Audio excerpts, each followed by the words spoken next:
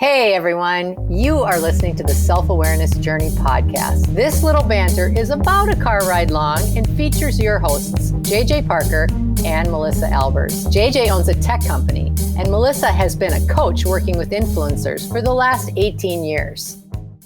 Well, Melissa, here we are at the end of 2020. Woohoo! We made it. Yay! It's like we should all get a t-shirt that said I survived 2020. Coming in hot to 2021. Like, compared to other years that we would have like reflected on like what happened. Right. They all seem like so boring. Child's play. To this. Yeah. It's child's play. Nothing like 2020. Those were all practice years for 2020. Yeah. But nobody told us that. It was just a big surprise. Well, it was pretty amazing. So for this episode, we're just going to reflect on the year a little bit, right? Yeah. And just so everyone knows, we normally record our podcast in the morning. Yeah. But this is a evening recording. Yeah. Like I can see your computer screen bouncing off the window in back of you because it's pitch black out. So I hope nobody be a little different, right? I hope nobody has already checked out of our podcast because as soon as they heard, oh no, they're going to talk about 2020, I'm out. I'm out of here. Well, just so everyone knows that they're in very safe hands, I am drinking a cognac straight. Is that what that is? There's a lot of cognac in there. And that's just the angle of, yeah, you're right. Oh, There's I a see. lot. There's a lot in there. Yeah, it's just the angle of my big gulp. It's just, yeah.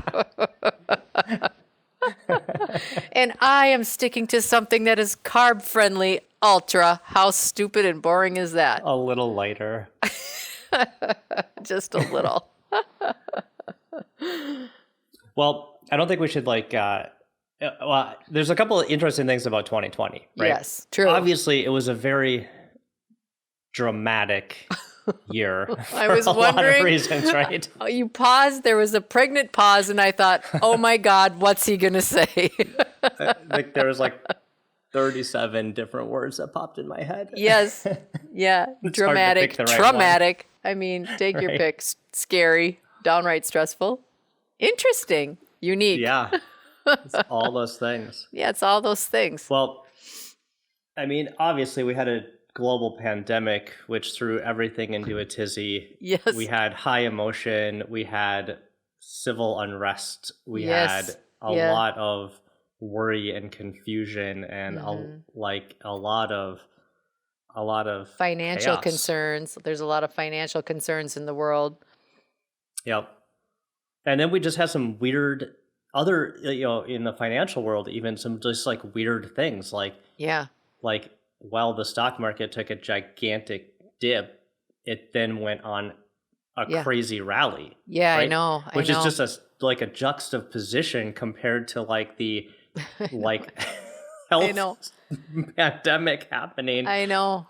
I know. How are people laid off, furloughed, losing their jobs while the economy is on this steady tear upward, and it such doesn't a make sense bag, right? Mm-hmm. It's hard to you're right, it's hard to make any sense of it. I know it is. I wrote a blog. I can't remember what month of 2020 that was, but it was titled something like 2020, the year of 2020 is not the year of perfect vision, it's the year of seeing things perfectly. Well, that's interesting. Yeah, and I feel like that has been... Where can I find that blog? You should check the Self-Awareness Journey webpage. Tee that one right up for you. You are that good. Hey, we should maybe start doing podcasts at night all the time. We both have such a good sense of humor on tonight. Well, at least I think so. Maybe the listeners don't. So the idea that you have perfect vision, what did you say? It was profound. That you don't have, it's not 2020 vision, but that we see things perfectly as they are. Yeah. Just and at the time in the article, I actually was using examples that were available at that time, pretty early in the year, because I remember talking about how we were people were starting to be having kids at home for school. So it was right at the beginning of all of that. And I was like, you know what? We are suddenly seeing how hard teachers have been working and what their jobs are really all about. And I mean, there's a fair number of us that always knew, but a lot of the times we've said, oh, teachers have it so easy, that school of thought, no pun intended. No parent with kids that are distance learning thinks that now. They sure don't, because we now have perfect vision of what it's really like. Yeah. And then some, right? For sure. Yeah. So it's kind of weird. Like juxtapose is a great word, because there's been all sorts of really scary, unforeseeable things that have gone on, but there's also been some really beautiful things that have come out of it that are life altering for many of us. Yeah. Yeah. When I think about the year from because I'm a tech guy, right? Yes. Business guy. You are?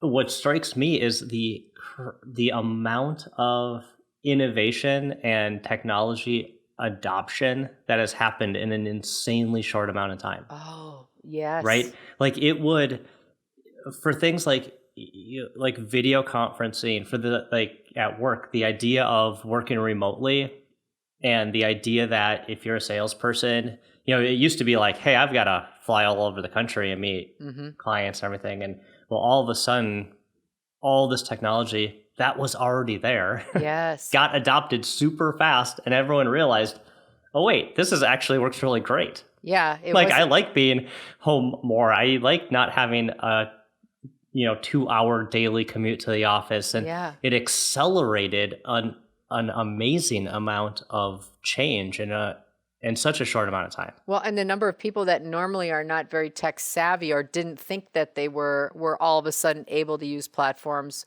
with lightning speed, and also the platforms were available in lightning speed for huge masses. Like if you look at Zoom, for example, I had a client who was talking about his buddy that is one of the regional managers for Zoom here in Minneapolis, and his business increased in size by over 1,000% in 60 days. And it was massive, the number of people getting on that platform. Yeah, that's unreal, isn't it? I maybe got out of sales just a little soon. Right. I maybe should have just hung in there. Just a little bit longer. Just a little bit. Well, the idea that 2020 forced us to change our norms, right? Look at our behaviors, look at our patterns, look at the way we went about our day to day. And it obviously forced us to stop. Yep. And then I think it allowed us to say, hey, maybe there is a better balance or a better way or a better situation for, work and family life. That's one of the things I think I really appreciated about the forced remote work thing. Because our company was always very remote friendly. We called ourselves a remote first company already. So for us, it wasn't much of a leap.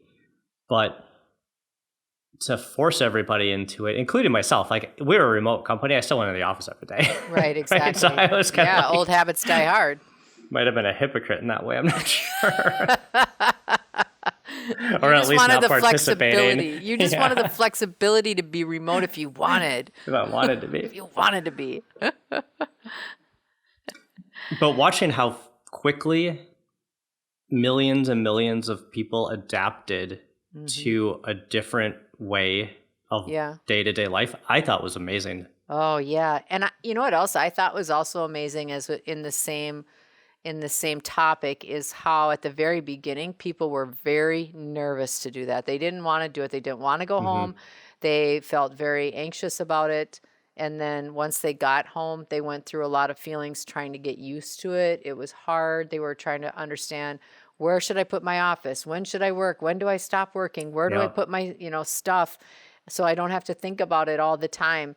Okay, so they went through that period, and then a lot of people came around the back side of it and were like, I really like working from home. I'm actually a little nervous to the point where I don't even really want to go back to an office. Yeah. I mean, such a shift in just a few months' time. Yep. The whole mentality and the whole shift behind what they found as their norm and what they found comfort in was it's really interesting. Yeah. Yeah, I felt that shift myself. Mm-hmm. You know, well, I wasn't really nervous starting the work from home part because I knew that we kind of had that one nailed. Yeah. But a couple weeks ago, I was sprucing up my what used to be the kids' playroom, which immediately turned into my office / the kids' playroom, which is now slowly evolving into exclusively my office. Yeah. I still say there's some fun stuff back there. Well, there's still the video games back there, but you know. But I redid the floor. Yeah. Like I put new flooring down here because I wanted to be like a little bit more adult instead of like the playroom carpet tiles we had. And when I did that, I go to my wife, Amber, I'm like, hey, Amber, like, you know, since like I'll probably just be working from home forever, like I might as well make it nice down there. And she goes, forever? Like, you're staying? Exactly. Like, when you say forever, like, exactly wait, what? how long do you mean? Oh, that is true. That is true. So for some of us, we maybe have already, you know, moved out of the office. Amber's already ordering a she shed on Amazon. Yeah, They've got free shipping through through January 5th. So I think those parts of 2020, like the change, the change part and the adapting part, even though it's a lot of times not comfortable, right? Yes. Change is difficult. It's uneasy. I think as humans, though, we're good at, you know, adapting is one of the things I think humans are pretty good at. It's funny because I think humans are actually quite good at adapting and also are quite sure that they're not. I think emotionally they tell themselves they don't like change. You know, they find it very, very stressful. And yet then when it actually happens, they seem to just kind of, you know, just right there it is. And it's like the worry of something is always much greater than the actual having of it, I think. Yep. You know, the other thing that I think is kind of interesting is how our family units have come back to being the center of our worlds. Mm-hmm. I think, you know, like that was one of the other things I remember kind of writing about in that article was about how, you know, we always, like, if you have kids in sports, like our kids were very active in high school sports. They were, you know, in multiple sports. We were never home. Especially both the kids when they were in hockey in high school, we were running all over the place, never home for dinner together. It'd be 11 o'clock on a school night before we'd even get home. And that was just the norm, you know, or tournaments over the weekend. So if we did want to do church or do anything else like that, it was like, well, we have to really work around our school and our sports schedules.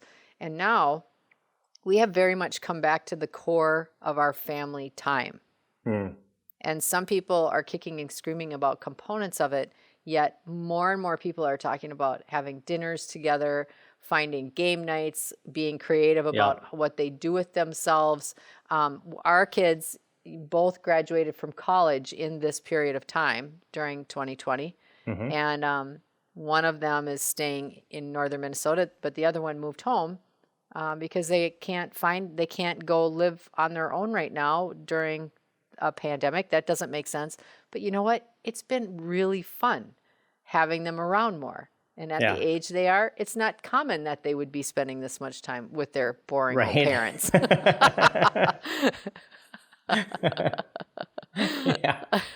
Forced time with living with the mom and dad for longer. We should get Megan on the podcast and just see what her opinion of that, what her side of the coin is on that one. Yeah, exactly right.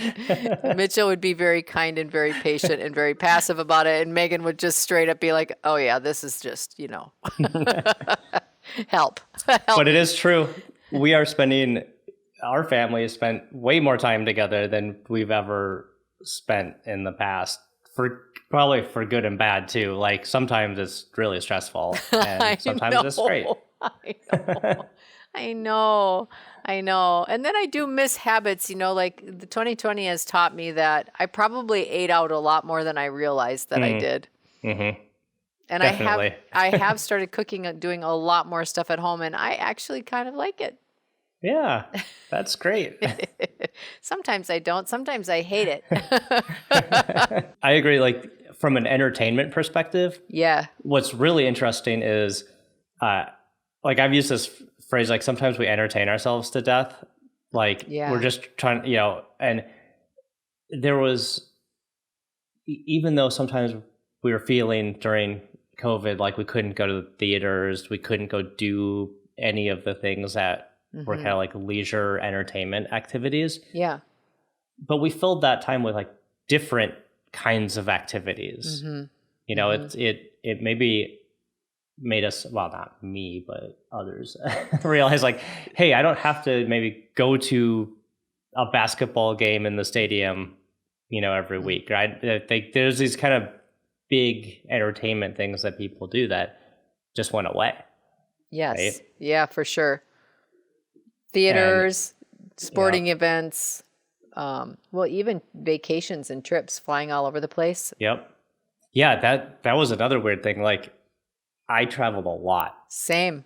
Right? I traveled a lot for work. I traveled a lot for fun. Yeah, same.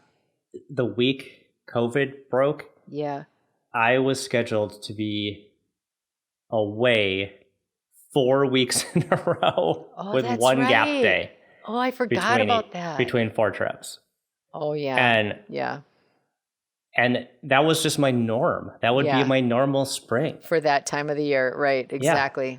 And that all got broken. And honestly, now that I look back at it, it was kind of refreshing. Yeah. Yeah. Sitting here now, I think, wow, I don't know that I want to ever go on a 4 weeks of back-to-back trips. Yeah. I wonder, do you just think energetically you've been altered because of this? Like how you perceive, like exactly like what you're talking about? Like the energy that it takes, even though it's super fun to like be gone a lot and stuff like that. Like, do you ever wonder if your energy is going to be altered as a result? Or do you just think it was just like you adapted to it and you'll just go back to your regular way of being when it's available? Like, how do you think you'll be? That's a really good question. So energy wise, I don't think from an energy perspective, I probably changed that much. Yeah. Because during that 4-week period, I also did crazy things like start blogs and websites and maybe other weird side projects, right? Like art projects. It was very high output during those first couple months. Actually, you were straight up exhausted. Now that I'm remembering that period of time, you were straight. No, yeah, I was probably edging on some sort of like insanity. But you know what I think is cool though? But when you asked about what do you want? Oh no, go ahead, go. I want to. Well, I was gonna say about the energy was like I don't think my energy changed, but what I realized is that I can focus it in a much different way. Right. Yes. Like flying all around and doing trips and going here and there. Maybe was the same amount of energy, but in some ways now it feels almost like it was, I don't say wasted, but it just wasn't like as probably intentional or as focused as it could have been. Intentional. It seemed like a lot of running around at this point. Yeah. No, I think that's true. Like even in my coaching practice, I would go and have lots of face-to-face meetings with my coaching clients. So there would be days, if I had like 4 or 5 meetings in a day, I was in my car in between those meetings and driving all over the place.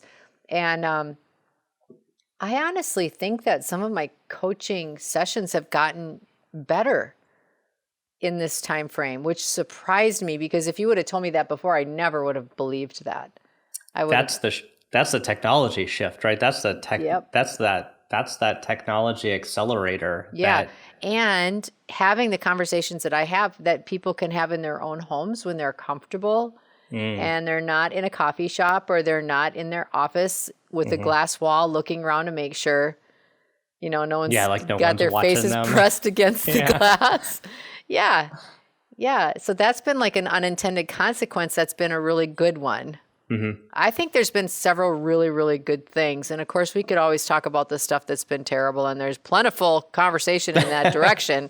But, like the self-awareness journey, we really started this together a couple of weeks after the whole pandemic started. We went into creation mode, big style, when I feel like the rest of the world was constricting, which is super That's true. interesting. We did make a lot of stuff during that time. Yeah. That was an unintended consequence. Well, that might just be how people react, right? Like under stress, people are going to react a different way in different ways. Some people might shut down. Some people might act out. Yeah. Maybe you and I just start art projects. We just start our projects. Yeah. You just start a lot of big ones too, not little ones. Not just cute little ones. Well, you mentioned like the negative stuff of 2020. And like, I don't feel like we should just let that go. Like we've got this like we like to remember the positive stuff, and we're looking for the good in 2020, you and I, for sure. Yes. Like that's just our personalities, Definitely. right? We're going to try to find that good. But the fact is, like, hundreds of thousands of people died in 2020 due to a virus. There's people who lost their jobs. There was financial hardship. There was, there's stress on relationships and families. And political like stress, a lot of political stress. And the election.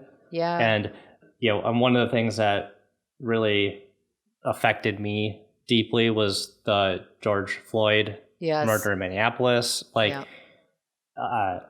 was a lot of very emotionally difficult things to work through that were just coming right after the next one. It was like a fire hose of like hard emotions. Yes. Yeah. What did you learn? Did you learn anything about yourself during all of that? Like if you just like taking a glance back? Well, yeah.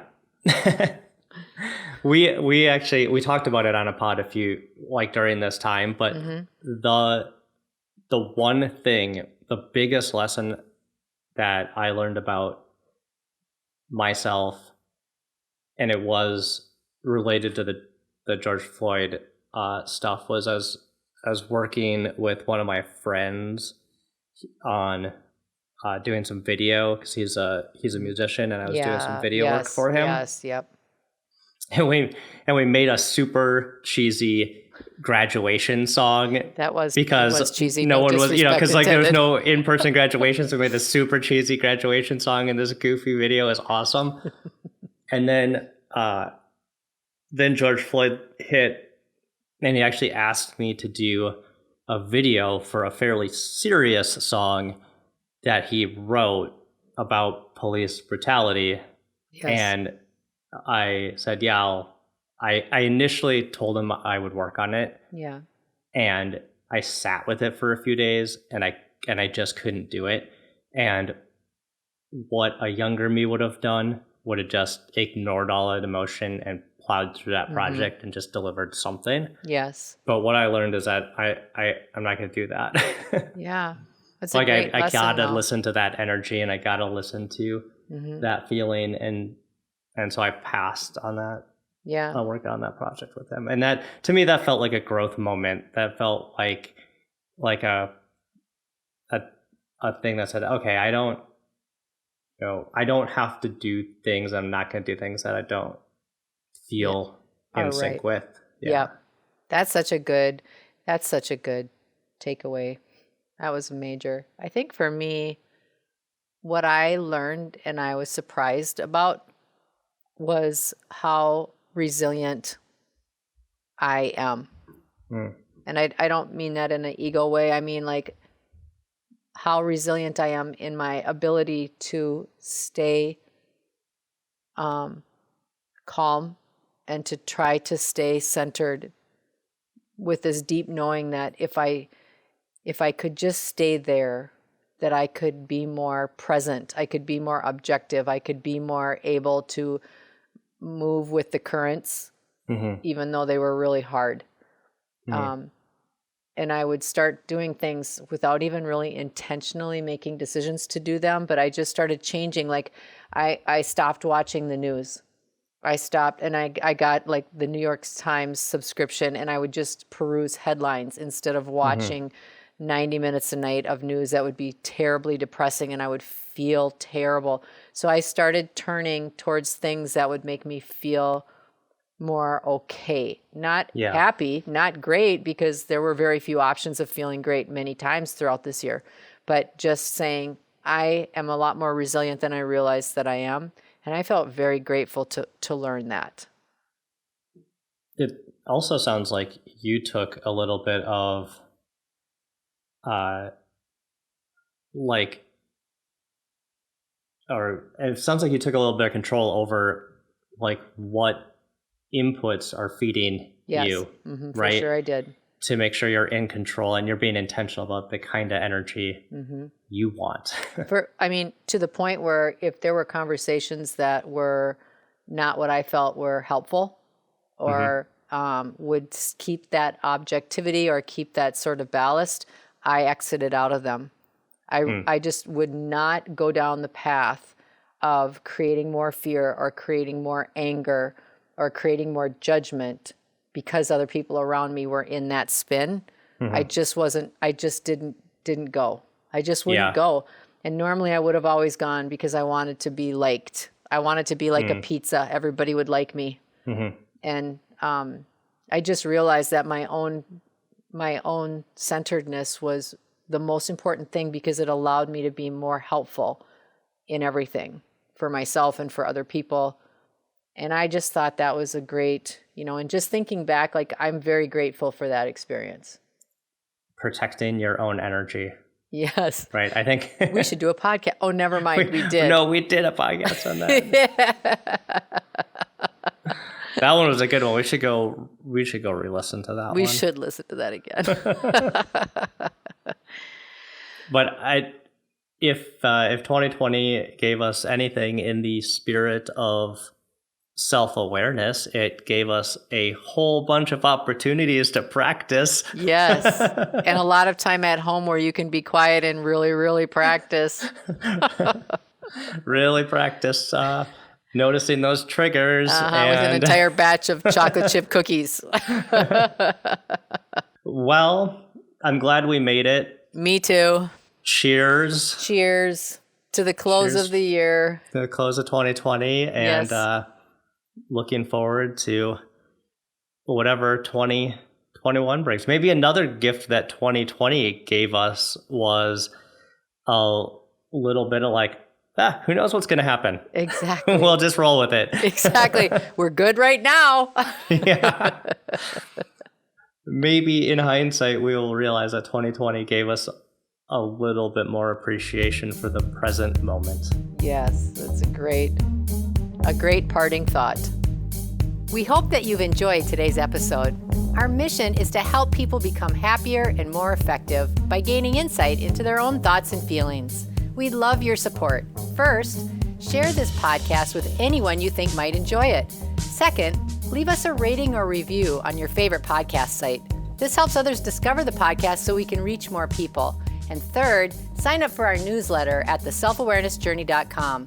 This will help us communicate better with you and build our community. Thank you so much for joining us in the Self-Awareness Journey. We'll see you next week.